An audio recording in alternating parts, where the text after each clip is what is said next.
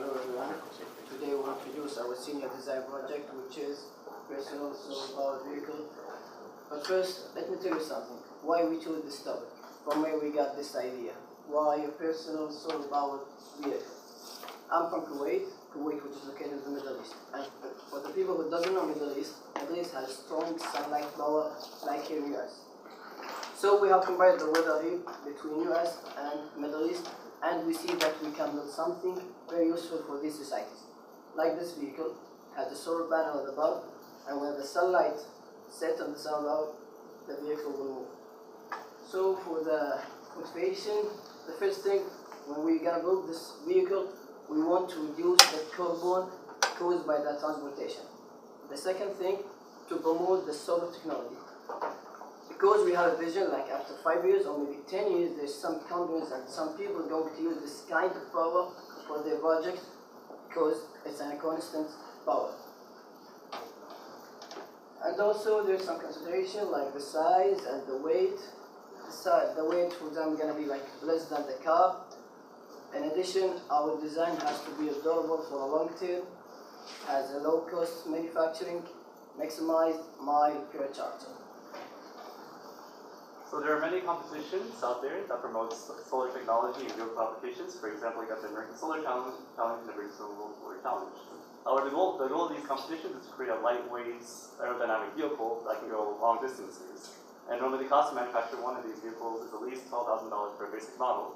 So we want to create something a bit more practical for the normal consumer for daily commutes. So for our design, we're going to be using an aluminum 8020 T-slots for the chassis. This is a weldless design. It's also modular and easy to assemble. The good thing about the design is that if, for any parts that break, instead of bringing a welder over, which can increase the cost, the user can actually replace the components itself, either the screws, the bolts, or the actual components. For the battery, we're going to be using the lead acid over lithium ions, since the cost is a driving factor. The cost of lead acid is 1/3 cheaper than lithium, and it's also safer because it causes less fires than lithium ions. However, the downside to this is that it's roughly 3 times heavier. So for the powertrain system, we're going to be using a chain drive, which is a DC motor with a sprocket attached to a cassette system. So with the cassette system and the derailleur system, the user can change the gear ratios depending on the terrains. The motor will be hand-operated instead of foot-operated. And for the solar array, we have to consider the wattage, the weight, and the size, and the power, depending on how fast you want to charge the battery. For the size, for the tires, we want something that's lightweight, as well as it can withhold the weight of the vehicle, plus all the load and the passengers. So we're going to be using bicycle wheels for the wheel system, and as well as using disc brakes for it. The braking system will be hand-operated as well. And for the steering system, we're using a belt crank steering system. It's easy to install, and it's also to replace as well. This system is usually found in go-kart systems. An overview of our design will have it utilizing materials that cost under $1,000. It's going to possess a modular, weldless design, and we're seeking to fulfill moped standards. And with that, our vehicle is going to operate under 25 miles per hour. It will have all the necessary safety features. And also, we're going to make sure that it operates with less than 2 brake horsepower. And we're ideally going to have 30 plus miles worth of charge. And we'll have a single seat with cargo room and a solar panel that's able to tilt on the axis on its roof. Several design considerations were taking place, such as power calculations, battery capacity, also the charge time calculations, the solar panel's angle relative to the sun, and also the traction, all of which were all major considerations for our design. We had several design alternatives while we were going through the design process. The first one here, it's a 3-wheel trike arrangement, a 2-seater. It's going to be a bit more powerful. We'll have extra solar panel supports. This one is not going to have a tiltable solar panel on its roof, and we will have this one classified as a moped and reach those standards. The second design alternative Instead of it having a 3-wheel trike arrangement, it's going to have 4 wheels.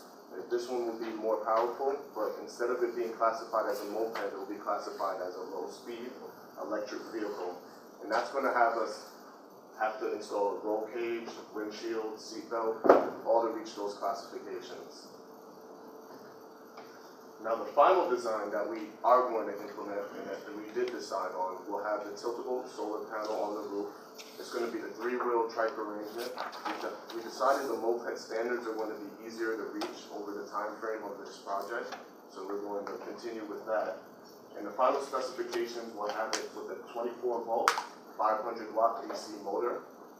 It will have 2 lead-acid batteries, 12 volts, and the tiltable solar panel access on the roof, and the ideal charging time is going to be between 6 to 8 hours to reach a full charge.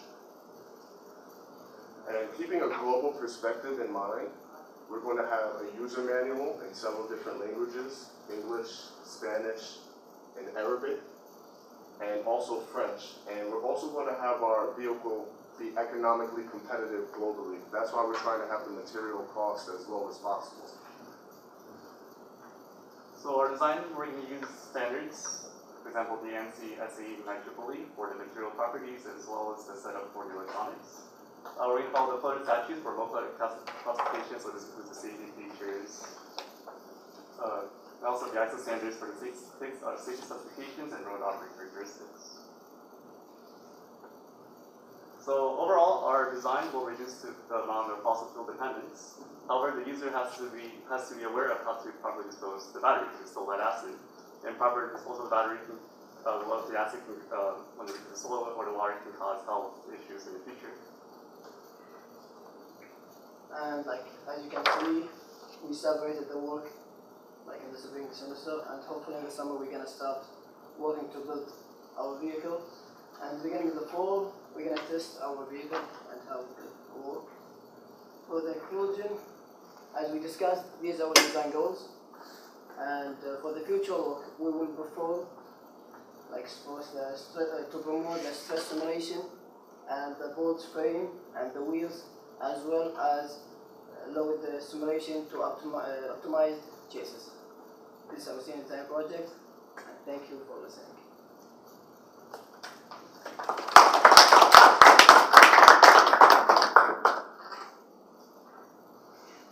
Are you going to keep track of your time when you build this? You really should keep track of 2 times. All the engineering time you put into it, how long it really takes you to get to the design, and then when you go to build it. Because that's when you tell me that it's going to be $1,000 and you got $950 worth of parts in it, it's really not $1,000 because it might take you 30 hours or 50 hours or 100 hours to put it together, and that's part of the cost. So when you come back in December, I would like to see those costs broken out to see if you really made the goal of $1,000. Obviously, when you build a whole bunch of them, it's a lot less, but you ought to have an idea what it costs you to put this thing together. Yeah, right now our goals is its material costs, so we haven't really included the actual work inside. I noticed that one of your lines said and manufacturing costs, and that's very important to the price of this. Particularly if you're going to take it to Kuwait, build a bunch of these in Kuwait, you'd really want to know what it would cost to do that. That'd be a pretty good idea, I think. I noticed that you made as one of your design goals, you used the T-slot material versus welding. And you also had a design goal of cost. Yes. That's very expensive material for that application. So why did you make that decision to go that route? We're thinking overall in the long term, the cost of in case for maintenance, if the steel structure breaks, you have to consider time it takes to bring a specialized technician to come over, fix the chassis of the vehicle. In this case, when a component breaks, in the component of 8020, normally it's the bolts and screws.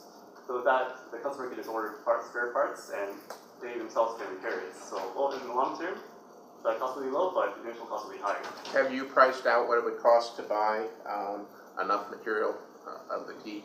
That's the 8020, it comes out around $600. So 600. So out of the $1,000, you've got 600 of it in the frame structure. In the frame, yes. Okay. The other question I wanted you to think about is, are you going to do any dynamic modeling to look at the ability to roll this beast over at speed, or making a tight turn from the safety standpoint? Because obviously, by going with the moped requirements, which by the way you can lay on the side, you're bypassing some of the automotive requirements where they require roll bars, for example. So you're going to have to make sure that when this thing is functioning, that it can't put patient or the driver in harm's way. The future patient, Yeah, in harm's way. So I expect to see some level of modeling to ensure to me that you can't tip this piece. We do want to do simulations before having the final design be put out. So we're going to do stress tests, load tests, and then, house simulations to make sure that... Are the wheel sizes the right size? Should you have a wider wheel in the back? This type of question. Yeah, depending on the terrain, we wanted it to have the modular well-less design, have the parts be easily to take off and put back on. So we want to have it so that you can change your tires easily, and depending on the terrain that you're in, to either have wide, fat tires or skinny ones to ride on the road or not. You gotta think about shock absorbers, and so you don't jar my teeth about driving this thing. I'm going back to Chip's question about the materials we were using. I mean, I've had a bike for 20 years and it's never broken on the weld or anything like that. So, if it's well made, well designed, you shouldn't be thinking about having to fix it by the end user to have that repaired and keep that in mind, because if you build it right and the welds are good, it shouldn't break. It's not going to be a lot of, it's not going off road or anything like that. So it really shouldn't do that. I wouldn't spend that kind of money on material that is never going to have an impact. Also, why are you going to 3 wheels as opposed to 4 wheels, and why is there a single wheel in the back as opposed to the front? Have you thought you came up with that idea for some reason? In order to reach the moped standards, if it's 3 wheels, we'll be able to satisfy that. So 4 wheels would not? No, if it's 4 wheels, it'll be classified as a low-speed electric vehicle. All right. And now, what about the single wheel in the back? Is that easier for the drive issues, or why is the single wheel in the back, not in the front? I'll actually help them on that.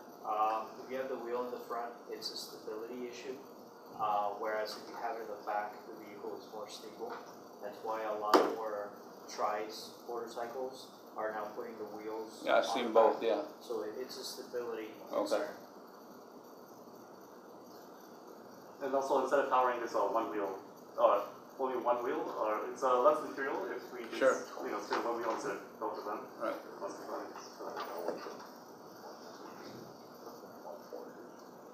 I have a couple comments. Going with Chip's comment, I am concerned about the safety in case the vehicle does roll over. You also mentioned that you want to go with a tilting solar panel. How are you planning on accomplishing that? Is it tilting on that? As you can see in here, it's supported by 2 maybe 20 frames. So if you like a knob, they can adjust it, they can turn it, and then readjust it to tighten and lock in place. So I already have a problem with that design because if you tilt it towards the driver, you eliminate the headroom. So, and you also start obscuring your side vision on the car. Maybe you can incorporate something that includes a roll bar to satisfy Chip's concern, and the side panels can roll on that semicircular frame, or just something else. That structure too seems very weak to me. So just look more into how you're gonna fix that panel. Whether you want to build it, like I said, as an arc on top of the vehicle, or maybe you want to shift those panels towards the back and have them clear the person, and then you can rotate or you can angle them in the back. I would look, since you're marketing to other countries, look into their standards. You might have more restrictions in places like Kuwait with moped vehicles, or in China versus what you're seeing here for Florida. So I would just look and take that into consideration. For the brakes, look into weight. I know you looked into rim braking or also disc brakes. Having the disc brakes and the pistons and the brake pads and that whole system might add weight that be over designed for these speeds or for these vehicles. Yep, and just fireproofing in general for your battery. No. So going back to like the tilting solar panel, normally that's not when you tilt it, you shouldn't be driving. It's stationary while it's charging. When you're operating, it should always be horizontal. But again, you go into what the user could do both, unless you put some sort of feature there that when you're moving, or when it doesn't let you move the car when that is tilted, or I don't know. But when you give the user an option, you can't say, well, we're designing it because they might not use it. There's people out there that will use it. Correct. So you can't make that assumption, unfortunately. So it's one more cost additive too, to come up with the handles and the devices that lock it in place. It's going to be a lot cheaper to fix it. Yeah. So when you're talking about cheapness. Or you put the seat in the center, and you make the clearances based on that. I don't know. I mean, That's possible. I would look into it. That's really what I'm saying.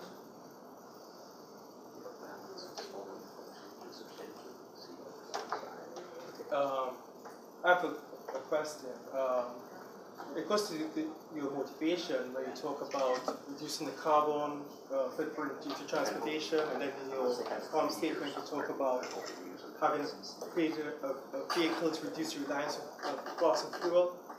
This whole idea about reducing the carbon footprint, I mean, quantitatively, what are you trying to do? I mean, you're trying to do what? Reduce it by what, 1%, 2%, 3%, 10%? Going from what to what? Yeah, I mean, it's better than using, a gas engine in that sense. So with this, at least it'll be running purely off of electric power. So hopefully it will be saving on the cost of fuel and then helping out the environment at the same time with that. But that is a calculation worth doing for sure, to see exactly about what percent, because it will reduce the average household, and that's something that we would consider as well in our analysis. But what's your goal though? Well, at least to lower it for the household, probably for doing short distances, you can take this vehicle out to do grocery shopping, something just 2 miles away. So we'll probably save the household 10% of the usual, or 15%. That would be a good goal. That's a great goal.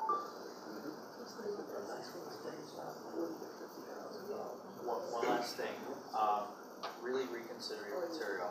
Just going online, you're paying $22 per inch on this material, whereas you could pay less than $5 per inch on an aluminum frame.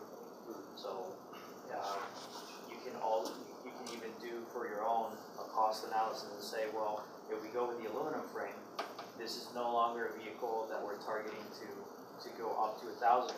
You can now make this vehicle for 500. So you already established that metric. Don't over design. Yeah, we'll print the bill of materials and we'll compare the difference between the two chassis. KISS is the good word. Yep. Keep it simple, stupid. Correct. Because if you're going to make it cheap, that's what you